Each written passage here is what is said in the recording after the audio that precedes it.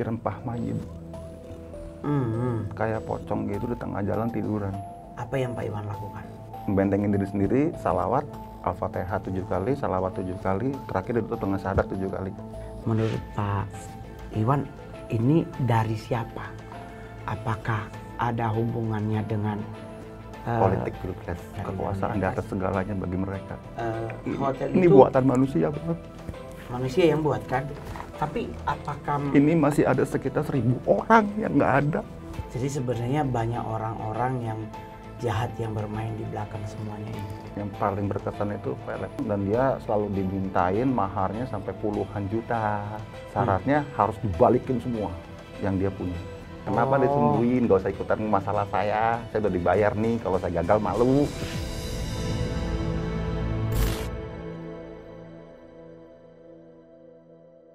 Halo teman-teman semuanya, teman-teman Kalapunaholic, Opera Squad.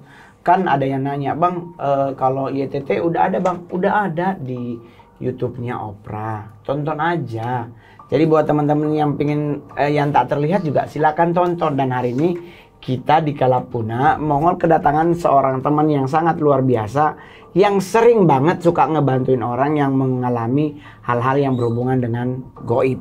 Nah, tanpa berlama-lama langsung aja kita sapa tamu kita pada hari ini adalah Pak Iwan ya? Iya, Ikhwan.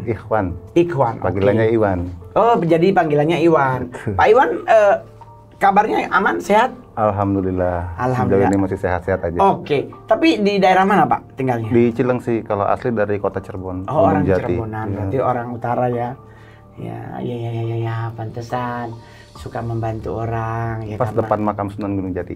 depan pas makamnya. Tapi Pak Iwan ini maunya disebut apa? Seorang pemerhati dunia Enggak, gaib? biasa aja, Iwan aja. Oh, Iwan aja. Bukan pemerhati, bukan juga sebagai ustadz, kalau belum masih terlalu jauh kalau jadi ustadz. Tapi sering membantu. Alhamdulillah sejauh ini masih banyak. Tapi Pak Iwan berarti kan udah terbiasa tuh berhadapan dengan makhluk-makhluk gaib. Itu udah sejak kapan, Pak? SMP. Ngerasain itu pas SMP ya, SMP kelas 2 pas lagi ada acara pesantren kilat, kan suka nginep di sekolah tuh. Ada temen tuh, temen kayak kemasukan gitu kan. Iya, kerasukan lah istilahnya. Guru-guru pada lari semua, pas saya di sampingnya. Saya cuma megang ini doang, megang punggungnya, saya bacain Al-Fatihah sama syahadat, dengan sendirinya keluar. Dan si makhluk ini manggil saya itu dengan sebutan Syekh, sedangkan saya sendiri bukan Syekh, bukan sama sekali.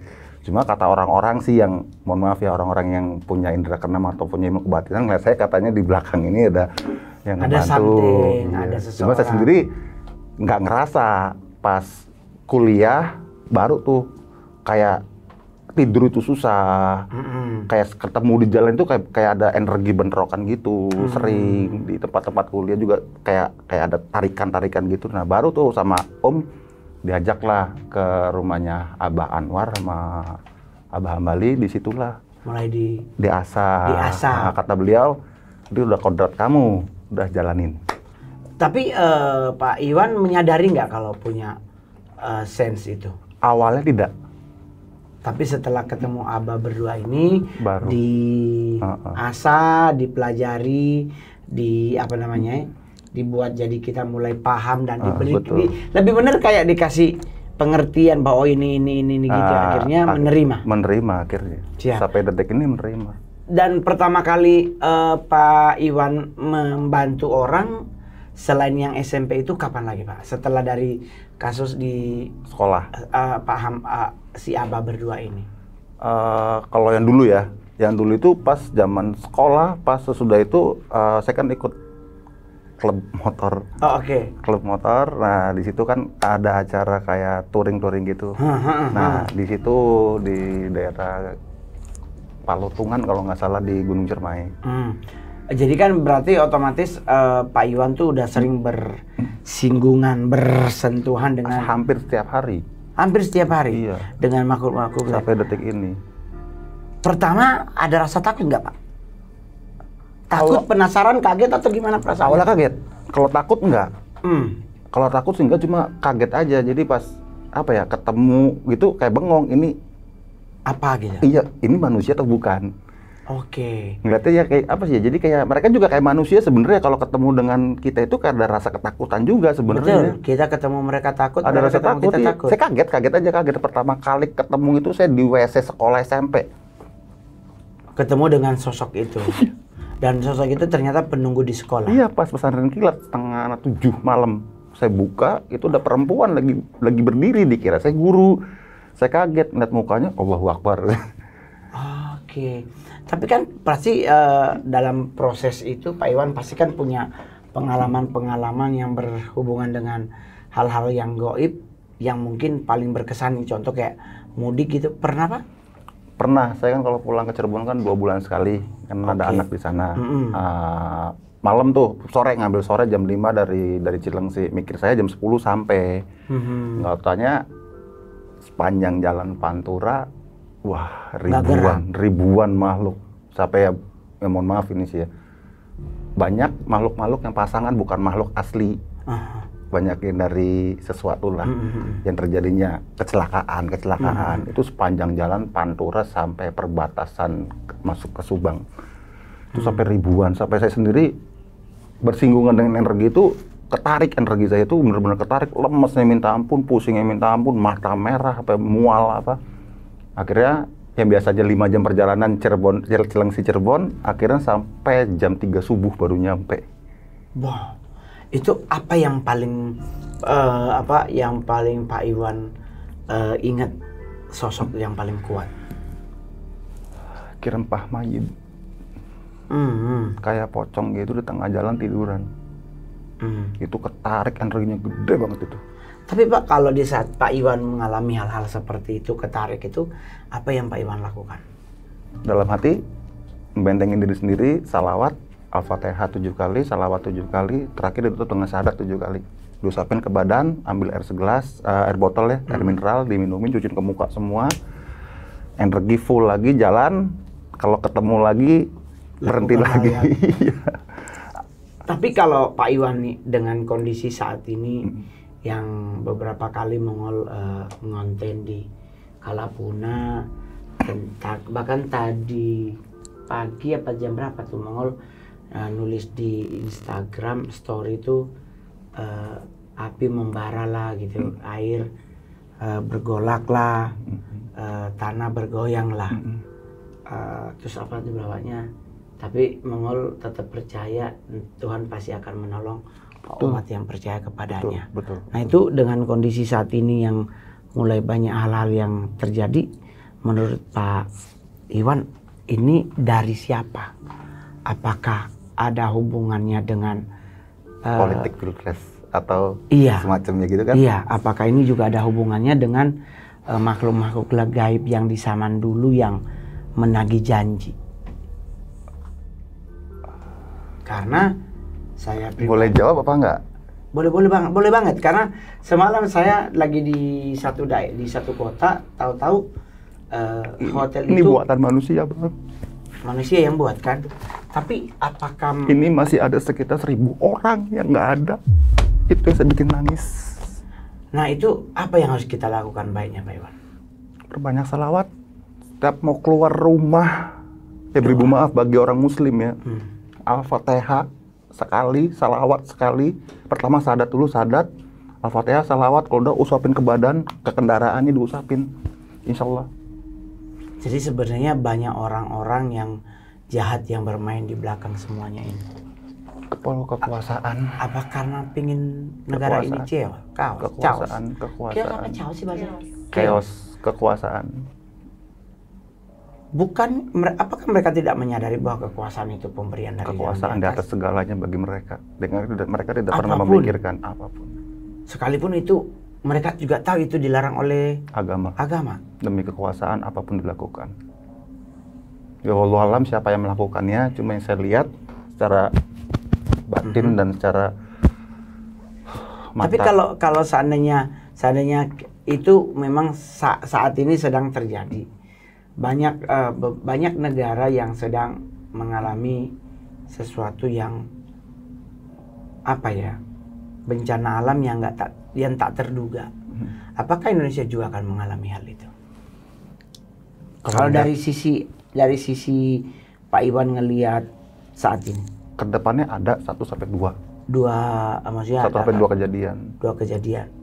Apakah dengan kejadian 2 nanti menyadarkan manusia untuk tetap tawakal kepada jalan Allah? Kembali jalan lagi ke manusianya. Iya ya, saat ini gue boleh jujur, kok justru yang bikin lalainya manusia itu kan satu. Iya, maksudnya apakah karena memang manusia itu seperti udah tertutup mata batin, mata rohaninya, atau? Ya begitulah. Sekarang kembali lagi ke Bang Mongol, pernah nggak merasakan energi benturan-benturan seperti setiap hari juga? Sama. Jadi cuman kan saya selalu lebih memilih untuk ya udahlah gue pergi gitu. Itulah kenapa Mongol dari rumah, mau dari manapun saya mau berangkat, dan dari manapun saya mau kemanapun saya mau pergi, saya selalu bilang, saya kebetulan kan agamaku Kristen, saya selalu bilang Tuhan pernah janji bahwa rancangannya dalam hidup kita itu adalah damai sejahtera, bukan kecelakaan. Jadi gue selalu bilang, ya gue pegang janji Tuhan. Sekalipun apapun yang terjadi, jujur aja Pak Iwan, sebenarnya kadang-kadang saya lost, ketakutan. Tetapi di saat saya ketakutan begitu, bingung juga mau kemana saya mau minta bantuan. Efek ke badannya gimana Bang? Efeknya ya kayak uring-uring. Yang paling pertama, efek di Mongol itu selalu fisik Mongol drop. Bener-bener drop, jadi kayak orang nggak bisa jalan. Sama berarti kan. Tetapi kalau dari sisi Pak Iwan nih, kan udah bantu orang banyak. Yang mana yang paling berkesan sama Pak Iwan di saat ngebantuin orang? Ngobatin paling berkesan. Penyakitnya atau orangnya? Orangnya. Apa mungkin maksudnya makhluk gaib yang di orang itu nempel gitu? Pernah ngobatin pelet. Pelet? Yang paling berkesan itu pelet. Jadi ada salah satu orang yang minta tolong ke saya, bisa dibilang ya punya jabatan juga sih ya, suaminya. Ya istrinya ke rumah saya bersama keluarganya. Pas saya cek ternyata bukan murni karena suka atau suka gitu, jadi karena emang ada gangguan dari si orang pihak lain, dari pihak perempuan ini. Nah itu hampir lumayan tuh. Tapi di saat Pak Iwan ngomong ke mereka nerima Pak? Nerima, tahu. Oke, mereka juga sebenarnya tahu ya. Udah tahu. Dan mereka ya si ibu ini sudah ke beberapa orang. Ke beberapa orang, dan dia selalu dimintain maharnya sampai puluhan juta. Sampai puluhan juta, sampai ada yang sampai hampir suruh beli sapi 7, kambing 7. Mau nyate kalau kata saya. Sapi 7 itu juga kalau nyate kayaknya 5 kampung. Akhirnya saya kan ngomong, Bu, kalau misalkan mohon maaf pengobatan seperti ini, kalau harus beli kayak gini tuh bohong. Itu bukan pengobatan, itu namanya ya cari uang, cari makan buat dia sendiri. Oh jadi Pak Iwan dalam hal membantu tidak Alhamdulillah tarif? Enggak. Seikhlasnya aja dikasih monggo, enggak juga enggak apa-apa. Yang penting kalau saya sih ada teh manis sama ada, nggak boleh nyebutin merek ya. Nggak boleh ada nyebutin merek ya. Sebutin aja nggak apa-apa. Rokok super sama teh botol, udah saya itu. Udah cukup itu? Cukup. Sama gue juga begitu. Gue kemarin ngebersihin hotel di Jogja. Gue bahkan itunya gue beliin diri pakai duit gue. Sama. Gue sampai beli bunga, gue beli ini, gue pasang di hotelnya, pot bunganya. Pulang Jakarta, naik kereta bahkan bukan naik pesawat. Kan ilmu Allah kan gratis saya dapatnya. Ya, tapi kan gue sehat kita kan sehat sampai hari ini. Alhamdulillah. Kan? Justru di Bali juga begitu. Bahkan ada 3 hotel di Bali. Ya gue paling banter ditanya, terus Mongol lagi di mana? Oh lagi di hotel ini. Oh ya udah pindah ke sini aja gitu. Nah, kayak gitu. Karena buat kita kadang-kadang pengen membantu, kan perintah yang di atas bantulah dengan membantu umat. Iya tuh. Nah, kalau masalah pemberian dari yang membantu yang paling besar apa Pak? Kalau boleh tahu. Yang paling besar nggak ada sih Bang ya. Rata-rata sama semua. Ya segitu-segitu aja. Yang penting alhamdulillah, yang penting tetap ada ya. Ya pokoknya saya kan nggak pernah narif, karena kan saya kan emang dari Allah itu kan gratis dapatnya kan. Tapi kapan terakhir mengobati orang? Semalam. Aja ya semalam. Kasusnya? Agak rumit sih, cuma ya intinya sih jabatan, kerjaan. Tapi kalau yang kayak begitu yang paling lama Berapa? Maksudnya kalau Pak Iwan mengobati orang, membantu orang tuh biasanya berapa lama, Pak? Tergantung dari Kasus. pasien yang kasusnya. Kalau orang kan, kalau saya kan ngobatin kan lihat dulu kemampuan diri saya sendiri kan. Saya lihat dulu ke pasien kan, ke badan saya mampu nggak nih. Kalau saya mampu saya lanjutin, kalau nggak saya nggak. Tapi yang paling lama itu ada 2 kasus. Yang pertama kasus masalah jabatan, perebutan jabatan gitu. Satu laginya kayak masalah pelet gitu. Itu bisa memakan waktu berapa lama, Pak? Seminggu? Lebih, Pak. Lebih, Bang. Ya sekitar 3 sampai 4 bulan. 3 sampai 4 bulan. Waduh, tapi Pak Iwan kan juga pernah katanya membantu seorang pemuka agama Ya, yang kena guna-guna. pernah. Itu kok bisa kena, Pak? Awalnya saya ditelepon sama tetangga tuh, ditelepon, Pak Iwan boleh bisa ngobrol nggak? Bisa, kenapa? Nih saya punya guru ngaji gini, cerita dia lagi sakit gini, dia udah berobat kemana-mana, udah habis hampir miliaran, rumah udah dijual, mobil udah dijual, boleh nggak saya minta bantuan datang ke sana, ke tempatnya. Datang, emang beliau itu tidak percaya dengan hal-hal gaib, sedangkan Allah sendiri menciptakan 2 dunia, dunia nyata dengan dunia gaib kan, bersebelahan lah kita bisa dibilang kan. Dia nggak percaya dengan dunia seperti itu. Dia ngamben tuh, Bang, makan di situ, kencing di situ, berak di situ, mandi di situ. Saya juga datang ke sana tuh, mohon maaf ya, nggak pakai pakaian resmi, pakai celana pendek, pakai jaket doang. Bertiga sama istri saya sama yang ngajaknya tuh, datanglah ke tempatnya. Datang, saya lihat tiduran. Saya lihat ini bukan penyakit biasa, kata saya, ini keluh, kata saya tak gituin kan. Boleh nggak saya minta 7 orang dari yang ada di sini. Akhirnya saya suruh ke setiap ujung tuh, azan. Azan, kaca pecah tuh, der, 3 kaca pecah. Saya lihat lagi, penasaran, saya masih nggak mau keluar nih, ini makhluk masih nggak mau keluar nih. Akhirnya saya minta 1 lagi, tapi yang perempuan, buat pancingan doang nih. Tapi bukan suruh, nggak suruh azan, nggak suruh apa, cuma suruh baca Al-Fatihah doang 7 kali. Keluarlah. Keluar. Bergola hijau. Oh, berarti kan kiriman manusia. Kenapa dia ngirim ke beliau ya?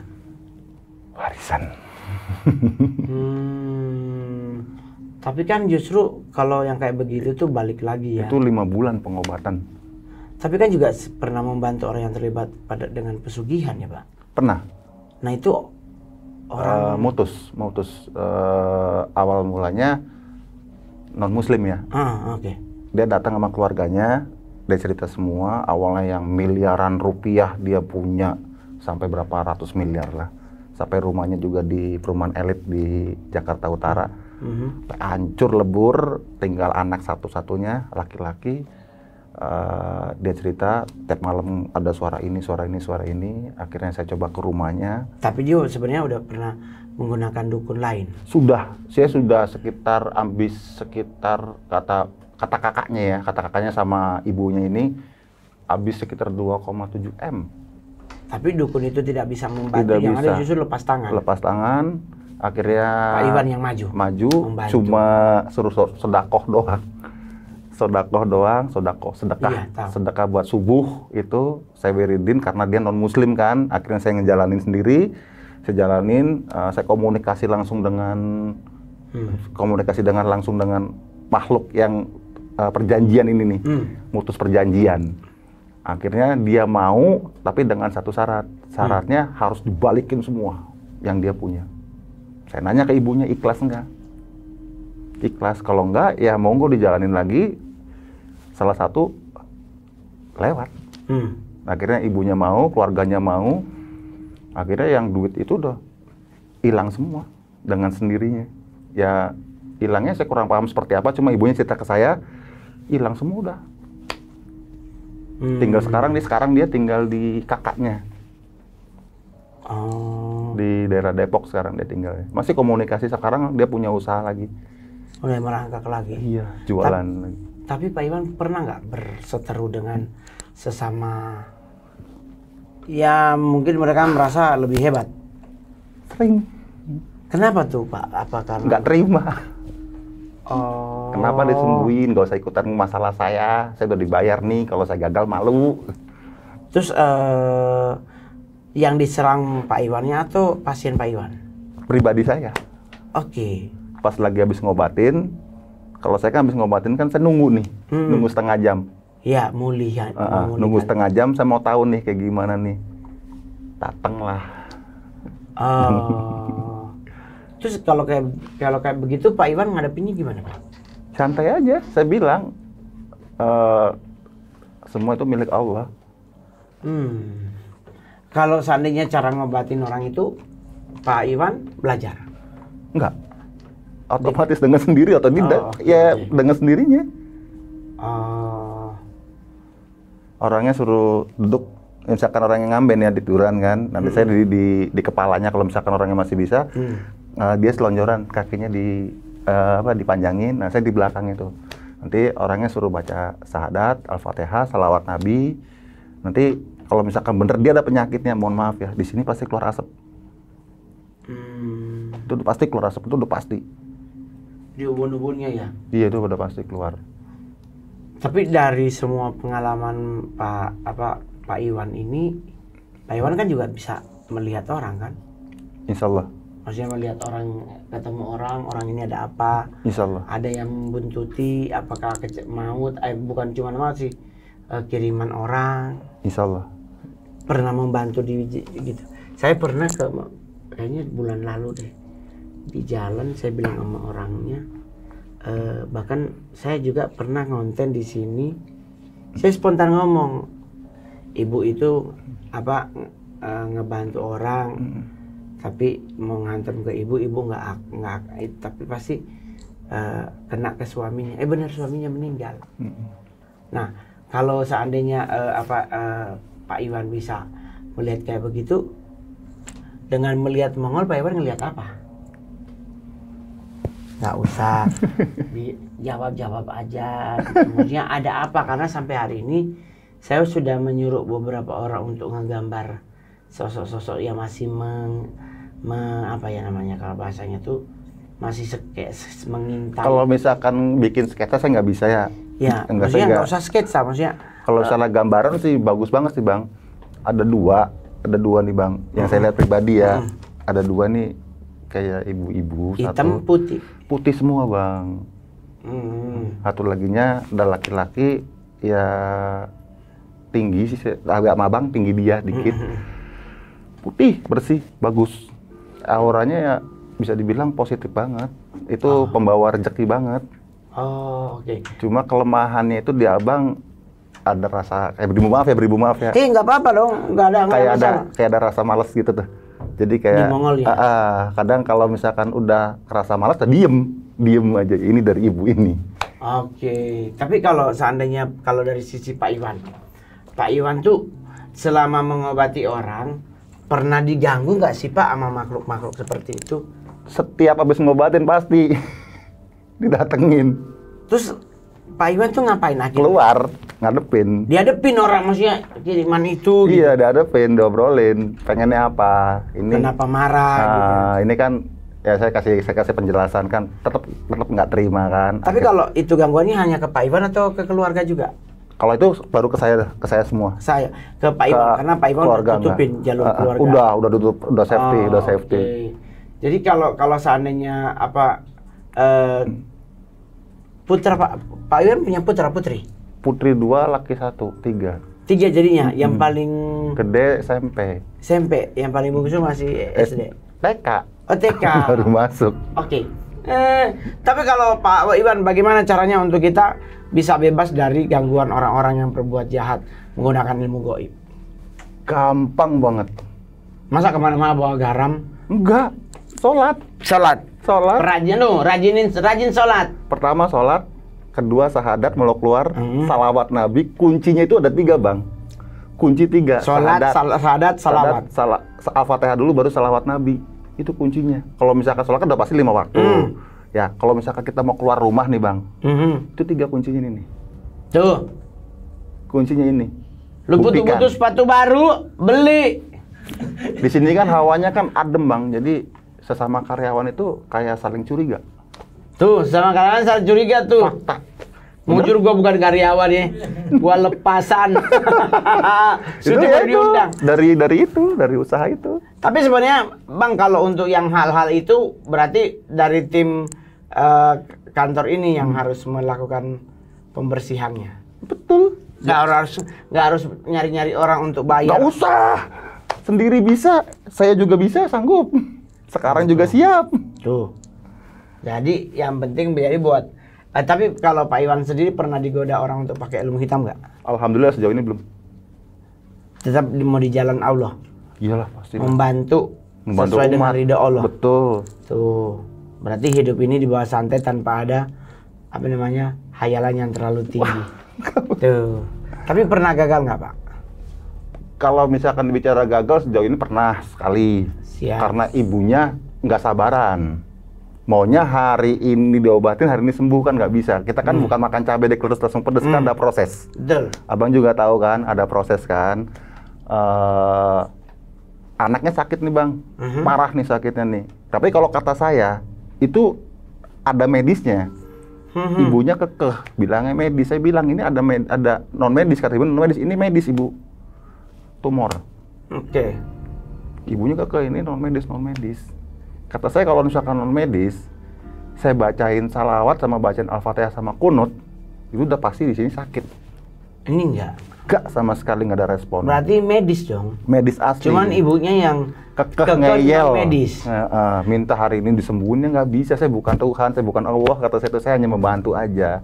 Itu yang kadang-kadang saya juga pernah ngalamin. Tetap Allah yang nyembuhin. Saya hanya syariatnya doang, bang. Orang banyak banget, Pak Mongol bisa nggak hari ini dibantu? Ya Allah, gue juga bukan sepupunya yang di atas gitu loh, maksudnya. Ya semua ada proses. Nggak ada proses, masa dicabai terus langsung pedes kan nggak mungkin. Nggak mungkin lah Pak, itu juga kalaupun cabai langsung digigit juga pasti cuci dulu. Ya kan, tapi Pak selama Pak Iwan mengurusi hal-hal ini, pernah nggak ketemu dengan makhluk yang paling menakutkan? Laut. Alur laut? Dari laut. Datangnya? Iya. Tapi pernah nggak Pak Iwan ketemu Nyai Lanjar? Belum. Nyai Kidul? Sekali. Lah kan Pak Iwan orang Cirebonan, kan nggak pernah ketemu sama yang Lanjar? Belum. Kalau sama Kidul pernah sekali. Tapi dari pengalaman Dewi Lanjar kan? Kalau auranya udah pernah. Aura udah pernah, tapi kalau berwujud fisiknya belum. Di utara belum. Belum ketemu yang utara? Belum Wah, utara. udah ketemu 4 bahkan. Belum. Kalau misalkan secara aura udah. Udah, tapi Secara ketemu fisik belum? Fisik belum, tapi secara aura udah. Lagi pas usia 25 tahun, 25 tahun ya. Kita kan jujur tuh di pantai tuh, wiridan. Nah, itu aura kan keluar kan. Nah, itu kelihatan. Tapi kalau untuk ketemu dengan dayang-dayangnya juga belum? Dayang-dayangnya yang Dewi Lanjar apa? Lanjar. Sekali. Pakainya kayak pakaian kerajaan gitu. Ya. Tapi kalau yang selatan? Selatan udah pernah sekali pas ketemu lagi di Ciamis, lagi di Batu Hiu, lagi pas ziarah. Oh, oke. Terus Pak Iwan pernah nggak dicobain orang? Dikerjain? Sering. Istri kan jualan. Oh, oke. Tapi kalau pengalaman horor yang paling tidak terlupakan apa, Pak? Diajak nikah, Bang. Aman? Ngobatin orangnya sembuh diajak nikah. Orang Bekasi.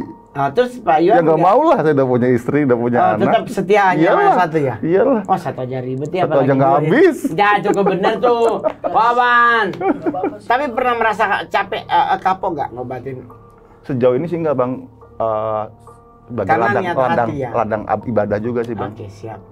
Sebagai tapi apa kedepannya yang Pak Iwan akan lakukan? Ya kayak gini aja, dalam artinya kalau ada orang yang minta tolong ya tetap ditolongin, kalau nggak ada ya sudah. Dalam hal pilkada besok udah berapa banyak yang minta tolong? Udah ada 8, yang dari DPR RI-nya 5, dari Provinsi 3, sama nanti Pilgub nih. Pilgub udah ada nih. Udah ada yang minta bantuan untuk menjadi tim asesor? Iya, di belakang. Oke. Tapi harapannya Pak Iwan untuk Indonesia di 2024 adalah tetap damai. Satu, damai Indonesia untuk NKRI. Nggak boleh goyang. Nggak boleh hancur negara kita ya. Oke teman-teman. Jadi terima kasih Pak Iwan. Sukses selalu. Jadi buat teman-teman semuanya, kembali lagi ke kitanya.